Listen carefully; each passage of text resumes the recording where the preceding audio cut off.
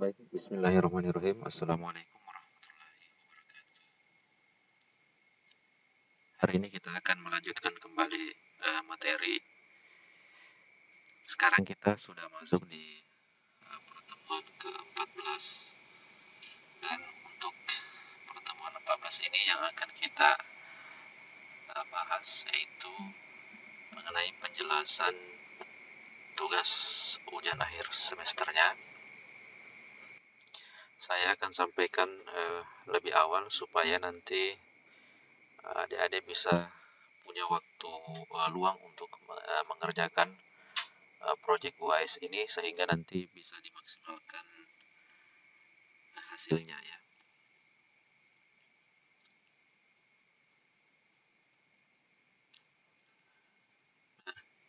Sebelumnya di pertemuan ke-12 kita sudah membahas tentang multimedia interaktif, dan di pertemuan 12 tersebut juga kita ada pembahasan mengenai cara membuat materi ajar pada media pembelajaran ataupun multimedia pembelajaran interaktif. Sudah disampaikan di situ di pertemuan ke-12. Saya berharap adik-adik sudah mempraktikkannya sehingga sudah terbiasa menggunakan software Macromedia Flash, sehingga nanti akan memudahkan ketika mengerjakan project UAS. Kemudian dilanjutkan di pertemuan ke-13, kita juga sudah mempraktikkan cara membuat kuis atau soal ataupun evaluasi yang di akhir soal kita diperlihatkan nilai yang kita peroleh. Ini ya yang kalau kita review kembali, ini yang contoh yang diajarkan untuk pertemuan ke-12, dengan ini yang contoh untuk pembuatan kuisnya. Nah, harapan saya semoga kedua-duanya sudah diperhatikan.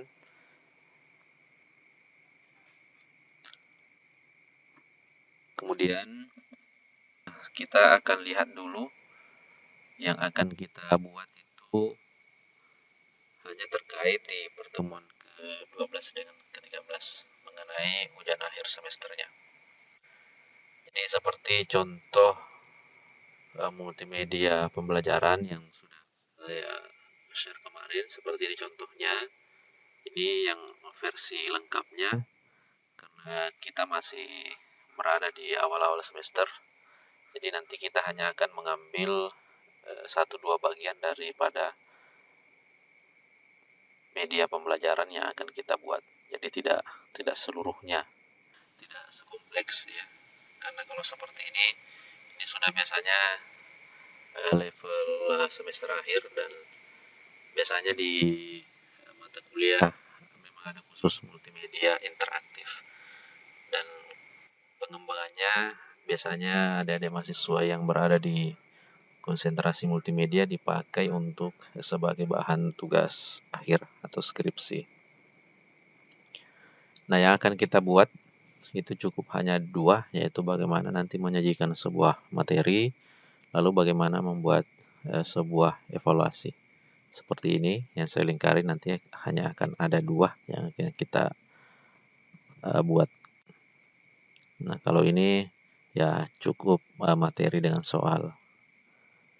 Ini juga seperti ini materi dengan kuis. Materi dengan kuis. Nah, ini contoh-contohnya.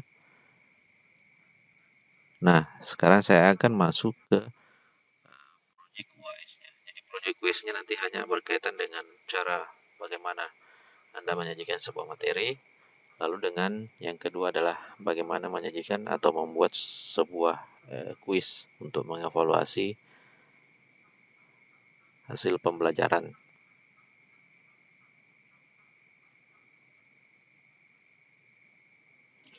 Nah, untuk project UAS yang adik-adik nanti harus buat itu harus memuat minimal 3 halaman ini yang akan harus ada di nanti di proyek UAS-nya. Yang pertama nanti mempunyai halaman menu utama atau halaman awal, tampilan awal yang seperti ini ya. Ini seperti tampilan awalnya. Ini contoh-contoh seperti tampilan awal. Harus ada seperti itu dulu. Lalu yang kedua nanti ada halaman materi. Kemudian yang ketiga ada halaman kuis atau evaluasi ataupun soal. Jadi harus memuat ketiga bagian ini. Ini wajib harus ada. Nah, sekarang kita akan lihat apa-apa yang ada di menu utama, apa-apa yang ada di materi, kemudian apa-apa yang ada di halaman kuis ataupun soal. Nah, untuk di halaman menu utama, yang wajib ada di situ nanti adalah yang pertama judul, tentu saja judul ya. Jadi silahkan nanti adik-adik cari materi ajar, baik itu tingkat SD, SMP, SMA, ataupun perguruan tinggi, bebas, tidak harus berkaitan dengan komputer, boleh juga yang di luar topik komputer silahkan. Saya bebaskan, silahkan cari saja satu materi pembelajaran di situ, tentukan judulnya apa, itu ya. Lalu di poin selanjutnya adalah ada tombol materi dengan tombol kuis, ya seperti yang tadi itu. Yang ini ya, harus ada nanti tombol seperti ini di halaman awalnya. Untuk kita bisa mengakses nanti menu materi dengan menu kuis. Lalu yang ketiga, ada keterangan nanti di halaman utamanya, dari kelas mana, kemudian nama-nama anggota kelompoknya. Karena nanti ini dikerjakan secara per kelompok. Nanti disertakan saja nama-nama kelompoknya di situ. Mencantumkan foto boleh silahkan, tidak pun tidak apa-apa, silahkan juga. Kemudian yang keempat itu harus ada gambar ataupun animasi yang disertakan. Jadi seperti ini misalnya ada gambar kertas, atau kalau ini ada gambar misalnya hewan ya, seperti ini. Jadi nanti juga disertakan seperti itu untuk halaman menu utamanya. Ini keempatnya harus ada. Lalu di menu materi, untuk menu materi nanti itu terdiri dari 3 sub materi yang disajikan. Jadi misalnya kalau judulnya mengenai sebagai contoh, misal judul tentang tata surya, ya, tentang tata surya. Nah, nanti pilih saja 3 sub materi yang ada di pembahasan tentang tata surya. Jadi misalnya sub materi pertamanya adalah mengenal planet bumi. Lalu sub materi kedua mengenal planet Mars. Sub materi ketiga mengenal planet Jupiter. Nah, itu sebagai contoh dari sub materi.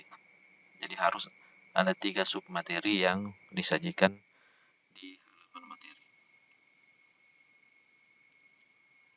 Kemudian untuk halaman kuis ataupun evaluasi atau soal, yang harus ada itu adalah soalnya nanti yang dibuat itu 10 nomor dan berkaitan dengan materi yang disajikan. Lalu nanti di akhir ada total nilai yang ditampilkan ketika selesai mengerjakan soal. Bergantung nanti nilai yang dijawab apakah benar atau salah. Benar nanti bernilai 10, salah bernilai 0. Nah, seperti itu. Jadi nanti kalau benar semua nanti hasilnya dia mempunyai nilai 100. Seperti itu. Ini yang harus ada di proyeknya nanti. Nah, sekarang untuk teknisnya, waktu pengerjaannya itu kurang lebih selama 3 pekan ya, bahkan hampir 4 pekan waktunya itu sudah bisa mulai dikerjakan hari ini, dicicil-cicil, karena kalau mepet juga nanti biasanya tidak efektif hasilnya. Jadi silakan mulai berpikir dari sekarang apa yang akan dibuat. Jadi jangan terlena dengan waktu yang lama 3 sampai 4 pekan itu ya. Silakan dikerjakan dengan sebaik-baiknya. Kemudian sifatnya nanti itu berkelompok. Jadi silakan tentukan sendiri teman kelompoknya, itu maksimal hanya 4 orang. Itu maksimal.